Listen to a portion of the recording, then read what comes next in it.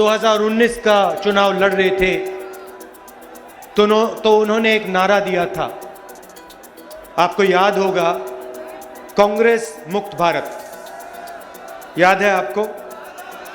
याद है ना?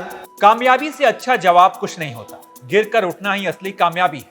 कांग्रेस मुक्त भारत, ये वो नारा है जो कुछ वक्त पहले तक भाजपा के तमाम बड़े नेता मंच से ये लाइन बोलकर बहुत ही खुश होते थे। अपने इस अभियान में उन्हें कामयाबी भी मिल रही थी।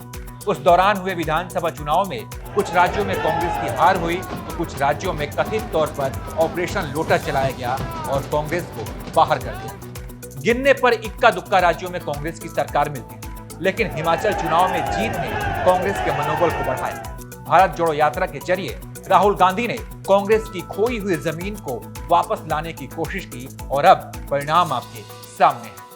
सबसे पहले मैं कर्नाटक की जनता को, कर्नाटक में कांग्रेस पार्टी के सब कार्यकर्ताओं को, सब नेताओं को और जो हमारे सब नेताओं ने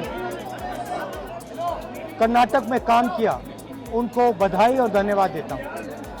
कर्नाटक के चुनाव में एक तरफ क्रोनी कैपिटलिस्ट की ताकत थी, दूसरी तरफ गरीब जनता की शक्ति थी और शक्ति ने ताकत को हरा दिया। कर्नाटक में नफरत की बाजार बंद हुई है, मोहब्बत की दुकानें खुली हैं। भाजपा ने कहा कांग्रेस मुक्त भारत, लेकिन कर्नाटक की जनता ने कहा कि कांग्रेस युक्त कर्नाटक। इस जीत के बाद 4 बड़े राज्यों में कांग्रेस की सरकार। भारत का अगर नक्शा देखें तो राजस्थान, छत्तीसगढ़, हिमाचल और अब कर्नाटक। इसके अलावा कांग्रेस कई राज्यों में सरकार में बतौर सहयोगी शामिल है, जिसमें बिहार, झारखंड, तमिलनाडु।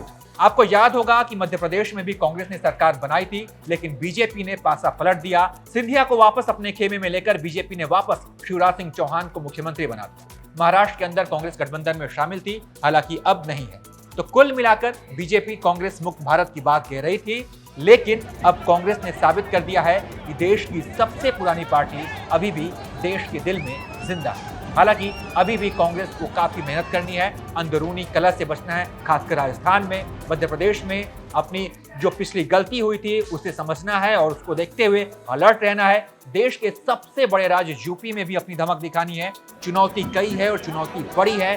ऐसे में कांग्रेस इन चुनौतियों से कैसे निपटती है आने वाले समय में, ये देखने वाली बात होगी। बाकी आप इसके बारे में क्या सोचते हैं, आप अपनी राय कमेंट करके हमें जरूर बताइए और तमाम अपडेट्स के लिए आप देखते रहिए एबीपी लाइव।